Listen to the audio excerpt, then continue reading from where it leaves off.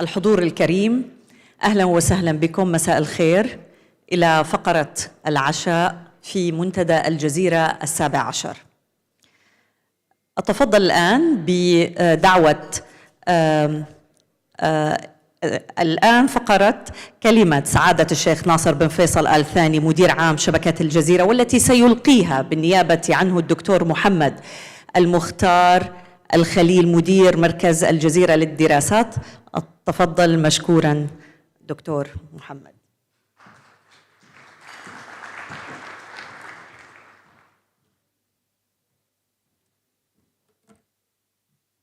السلام عليكم ورحمة الله وبركاته.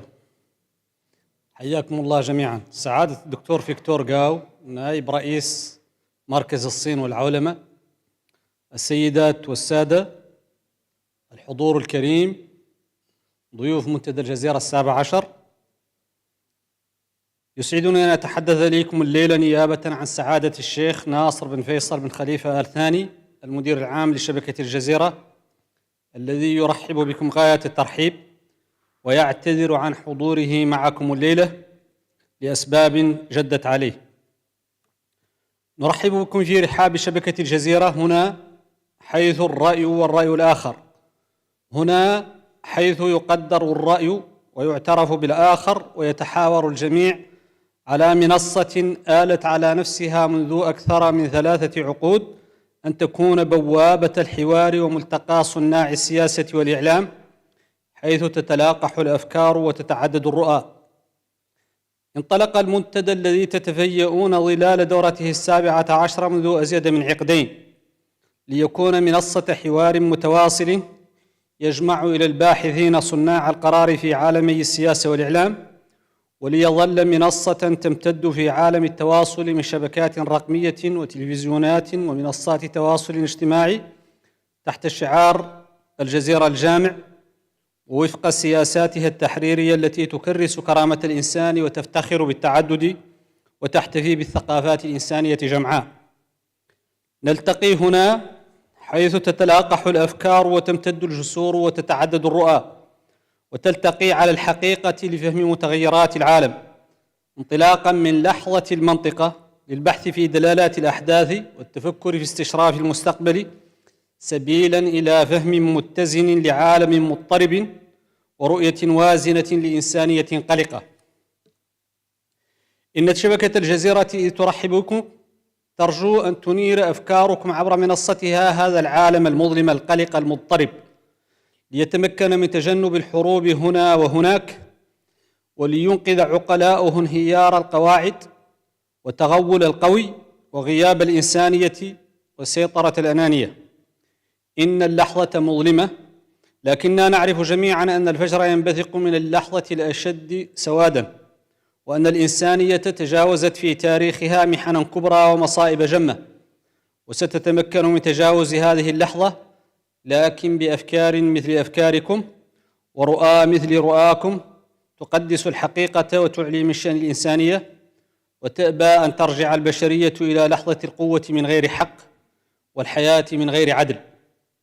كانت شبكة الجزيرة عنوان الحوار واللقاء وتعدد الرؤى، وستظل على ذلك العهد، تتجدد وتجدد، تبعث الرؤى وتسعى للحقيقة وتؤدي الرسالة بمهنية راكزة ووعي رصين وفكر رزين.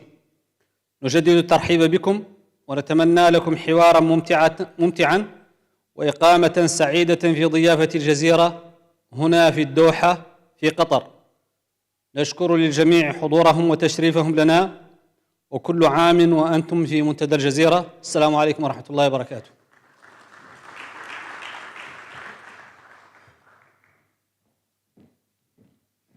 شكرا دكتور محمد على هذه الكلمة التي تحدثت فيها بالنيابة عن سعادة الشيخ ناصر بن فيصل آل ثاني مدير عام شبكة الجزيرة الإعلامية. الآن إلى كلمة الدكتور فيكتور جاو، وهو محامي وأكاديمي صيني يشغل منصب نائب رئيس مركز الصين والعولمة في بيجين، أحد أبرز مراكز الفكر الصينية المعنية بقضايا العولمة والسياسات الدولية. عمل فيكتور جاو في مجالات الدبلوماسية والاستثمار والطاقة، وتولى مناصب قيادية في مؤسسات مالية وشركات كبرى، كما شغل مواقع استشارية مرتبطة بقضايا أمن الطاقة والعلاقات الدولية. فليتفضل مشكورا. Please proceed.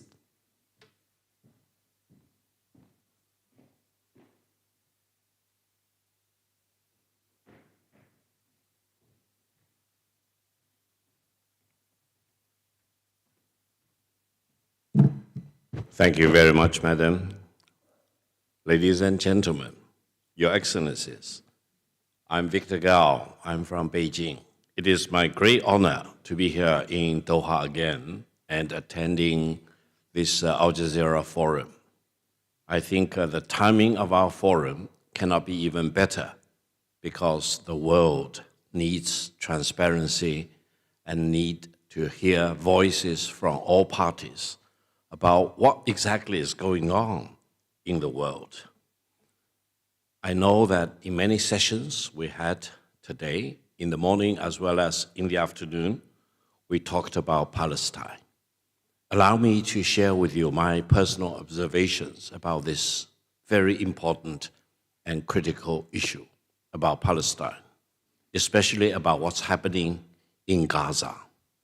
First of all, the Palestinian issue, the Gaza issue, cannot be reduced into a real estate property project.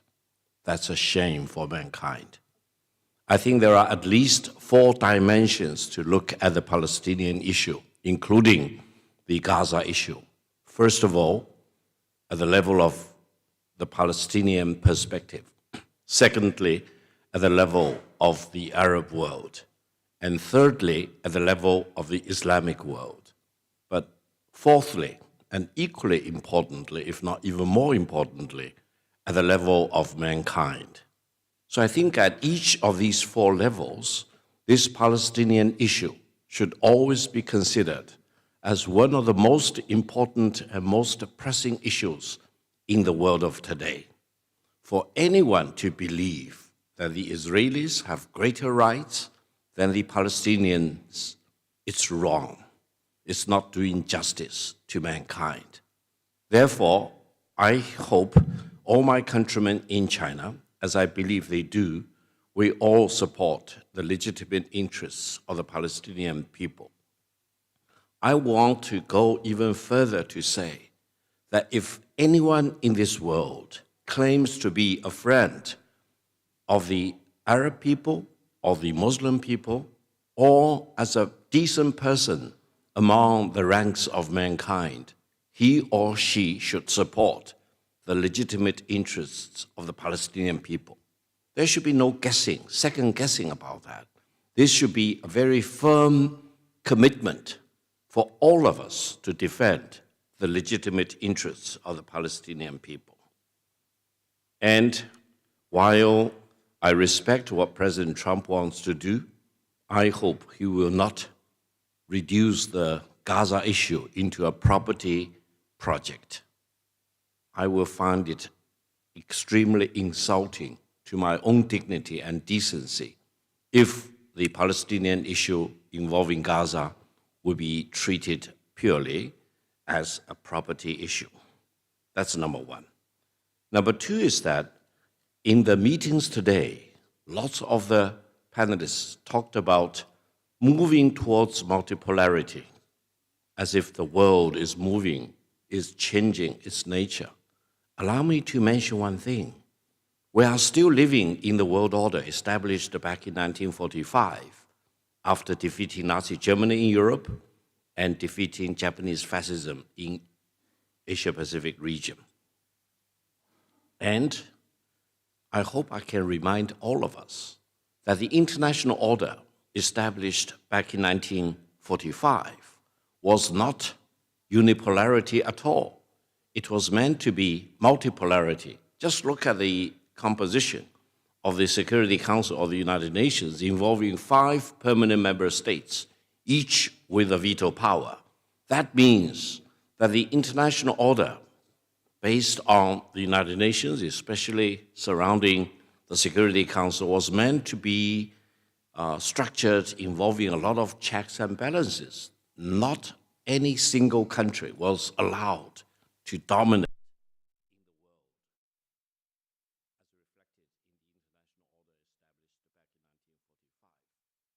in the international order established back in 1945. Now, since 1945, something went wrong, and that explained all the problems in the world of today, especially after 1991, after the end of the Cold War.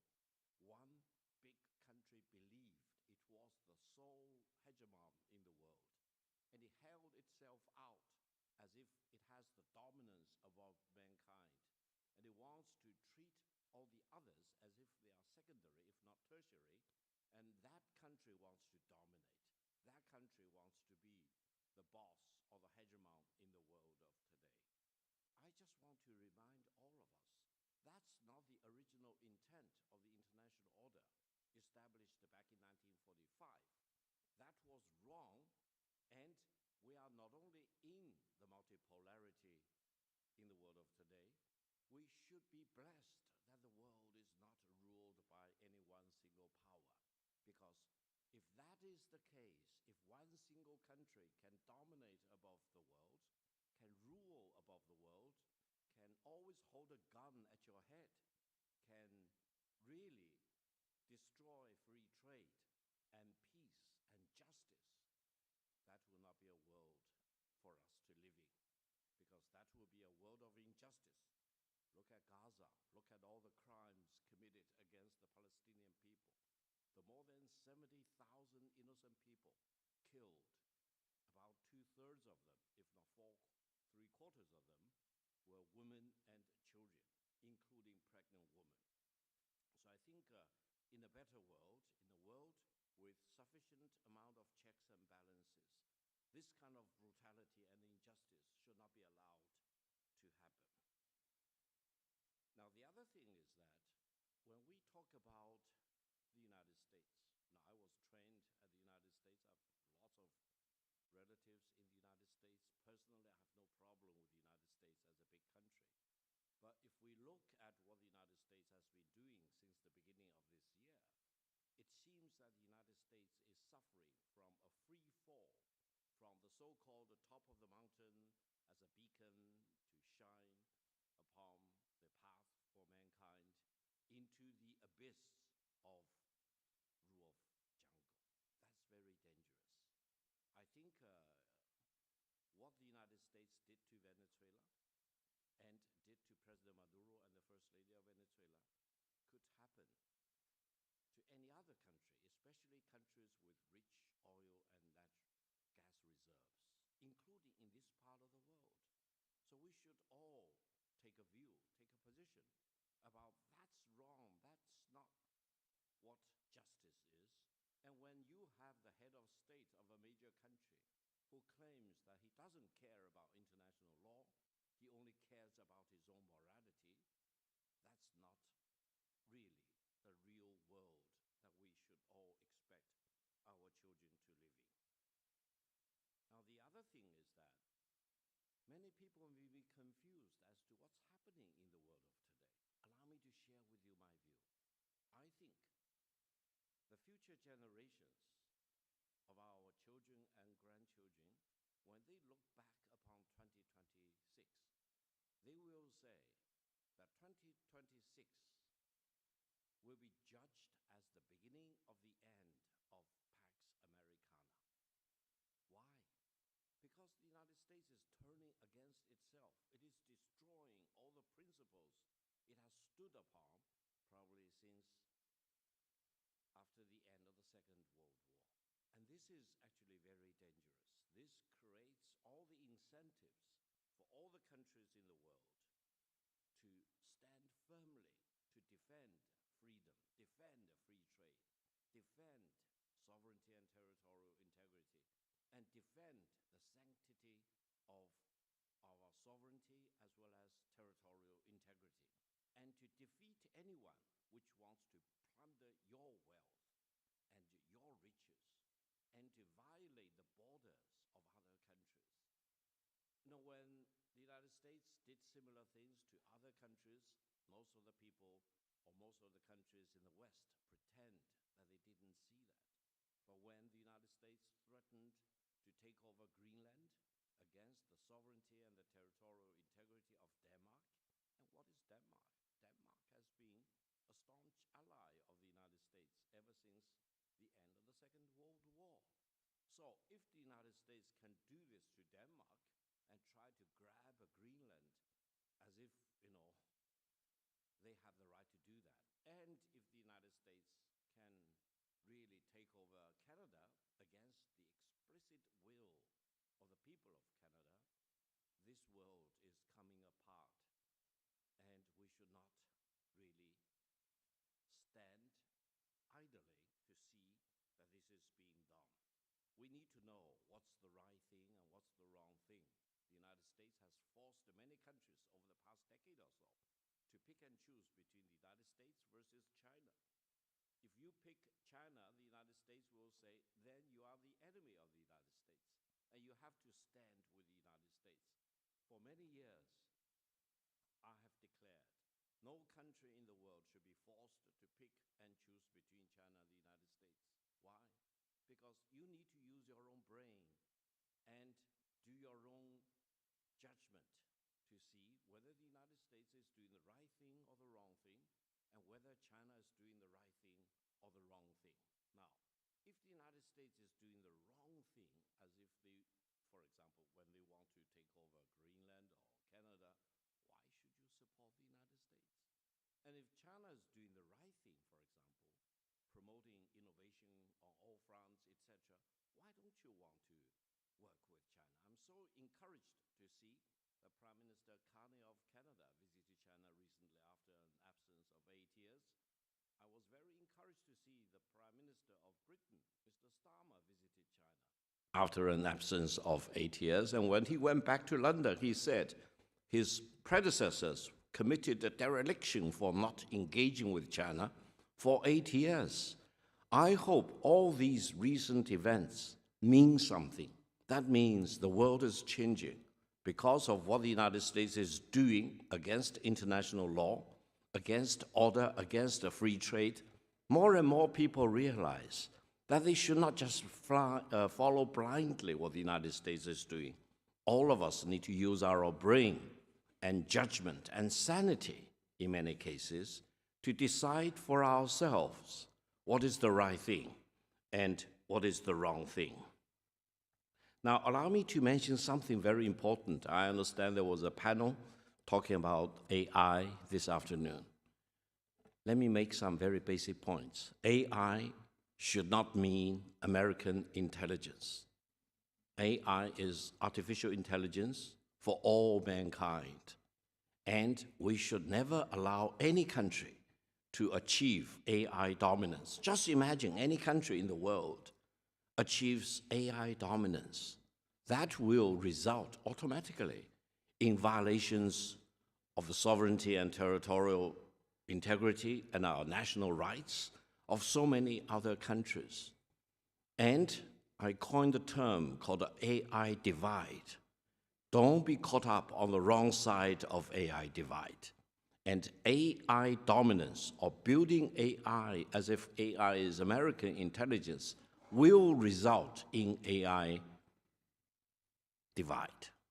So I think all of us, big or small, strong or weak, should really work together to make sure that AI should not result in AI divide, and AI should not result in AI dominance. Now, another point I want to emphasize is that I firmly believe AI should be open sourced, which China is doing, open sourced AI development. And I also want to share my observation. I think the closed sourced AI development has been practiced by the United States is doomed to failure.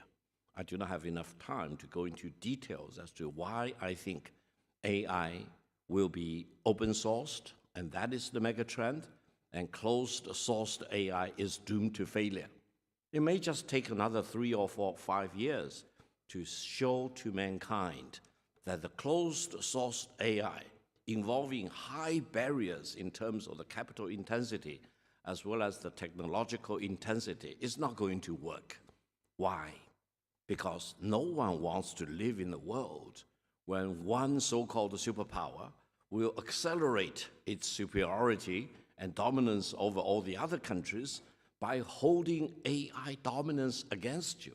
That probably would be a nightmare for all of us.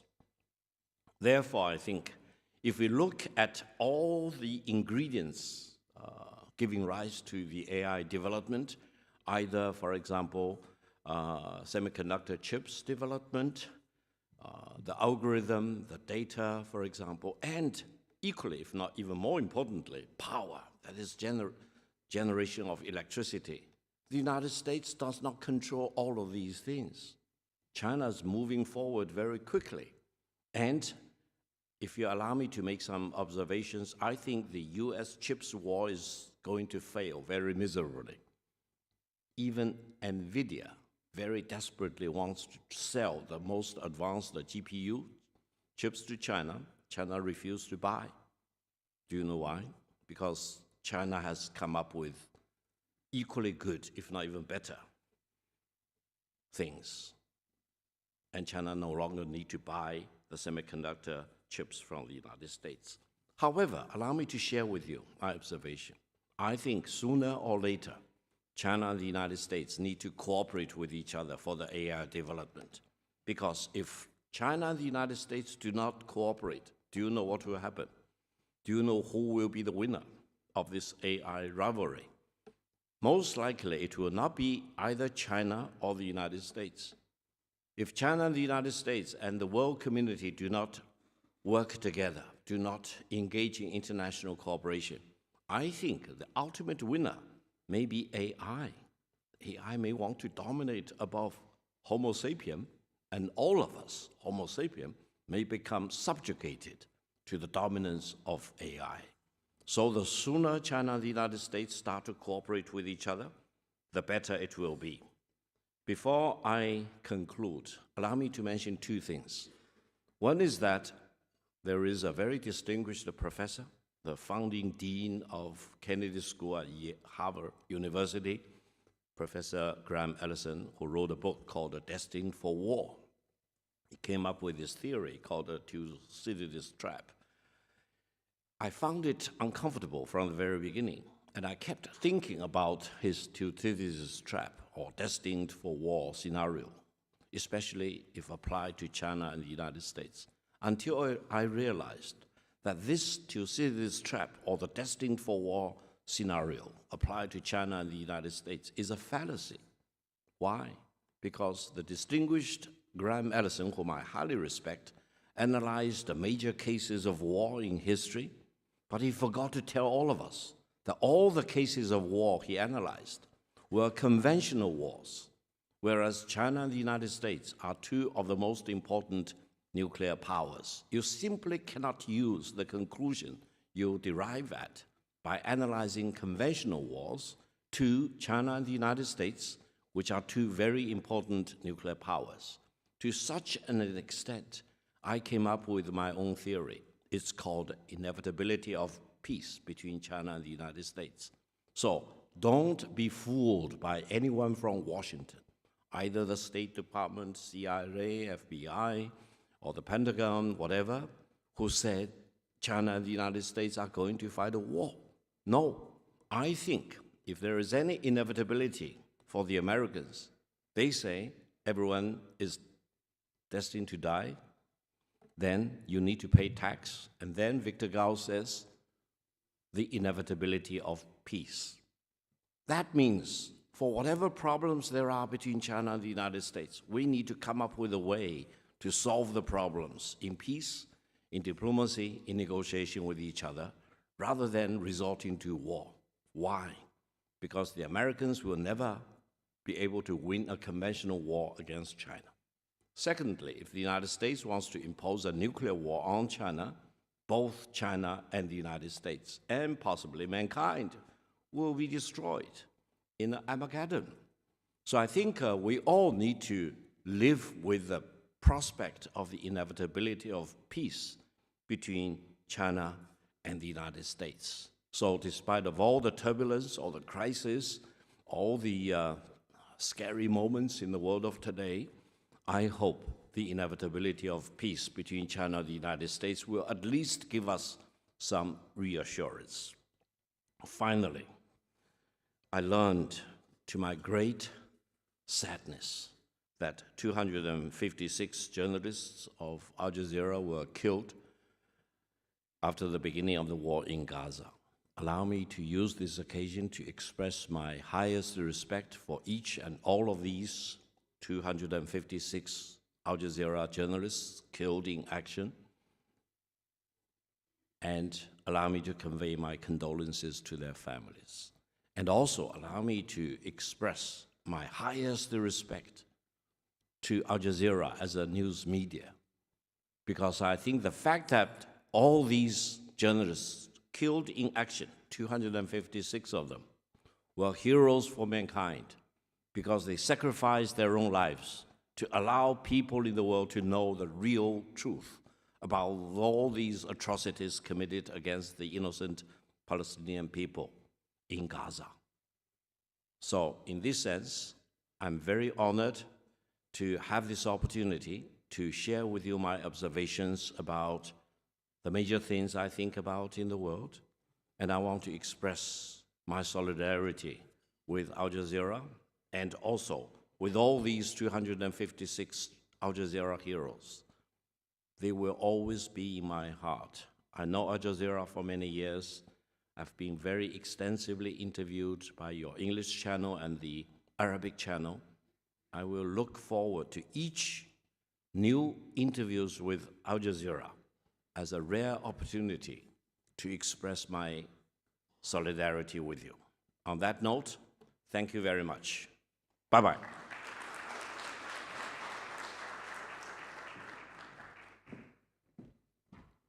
Thank you very much, Dr. Gao, for your speech. It was rich and informative. Thank you so much. الآن إلى العشاء، صحتين وهنا. شكراً.